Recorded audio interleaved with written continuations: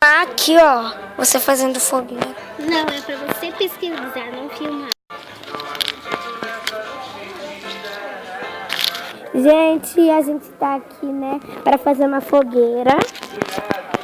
Ó, precisa de duas pedras, uma molhada e uma seca. Precisa de um papel, 2 gravetos e um palito de churrasco. 2, né? Então, né? Cadê a tua? Exato. O fósforo. Ó, aqui é a minha prima. Aqui sou eu fazendo nada. Eu tentei fazer faísca, mas não deu. Giovana. Ó, gente, pra quem não me conhece, né? Vai conhecer. Se você tá colocando a pedra aqui, tem que colocar. Ó, pega esse papel. Diz Maria, minha mãe vai ver. Então não filma, não para de falar, né? Só fazer ver se você ficar falando. A aula eu queria sobremesa. O meu irmão, ele tá voltando com a faísca. Faísca não, né? Com fósforos. E, né, a gente vai fazer uma fogueira. Mas, Mariane, olha que péssima ideia. Fazer fogueira de dia.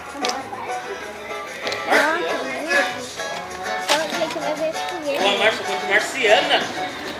De Marte.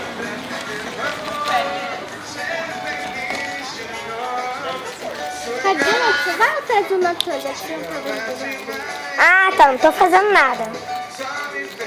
A gente precisa do Natan, porque ele é mais velho do que a gente. Você vai ver que ele tá mexendo no videogame.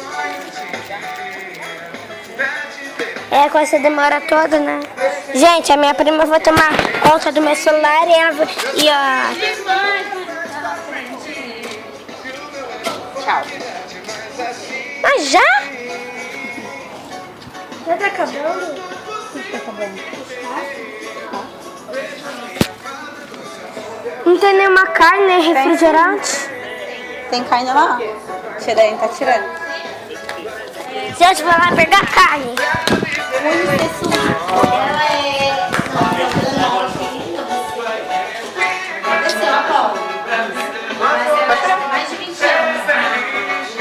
Ai! Pega, tem papel toalha?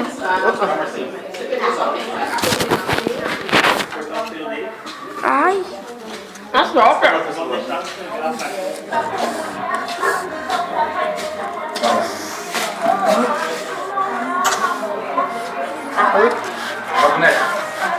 Tchau. Como é que fala? Beijo. Não, eu tava sempre lá. Só tinha que chegar e só me